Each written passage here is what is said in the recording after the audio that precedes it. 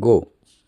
In all these cases at hand, the High Court does not appear to have focused on the requirement to have due regard to the qualifications required by the agreement or other considerations necessary to secure the appointment of an independent and impartial arbitrator.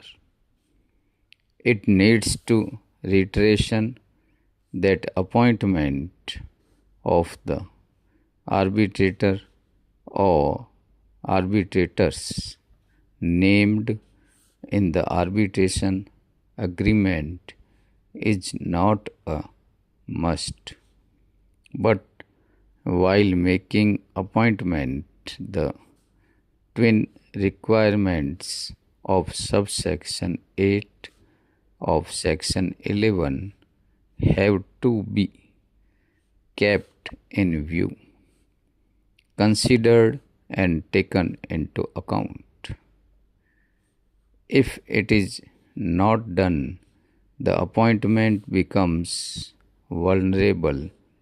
In the circumstances, we set aside the appointment made in each case, remit the matters to the High Court to make fresh appointments, keeping in view the parameters indicated above.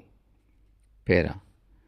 In the aforesaid decision of the case of Northern Railway Administration held that the High Court in the said case did not appear to have focused on the requirement to have due regard to the qualification required by the agreement or other conditions necessary to secure the appointment of an independent and impartial arbitrator.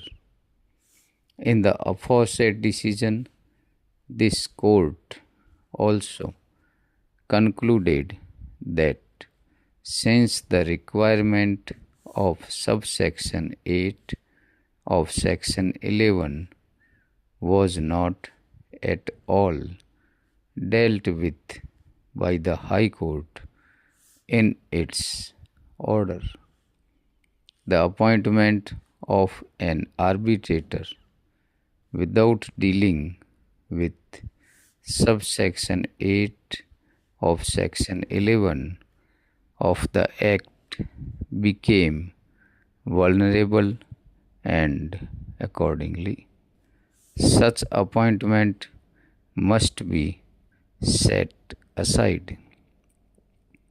Similar is the position in this case. In this case also, before appointing an arbitrator under section 11(6) of the Act, the High Court had failed to take into consideration the effect of section 11(8) of the Act as was done in Northern Railway Administration.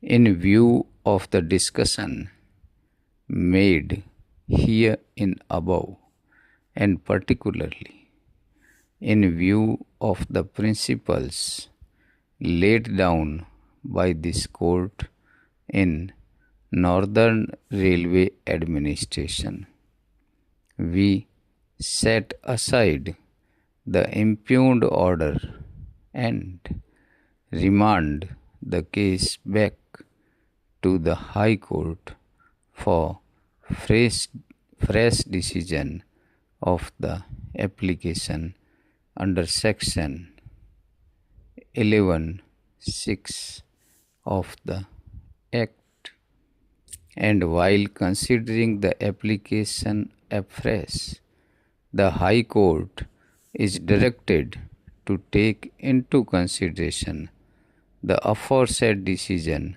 of this court.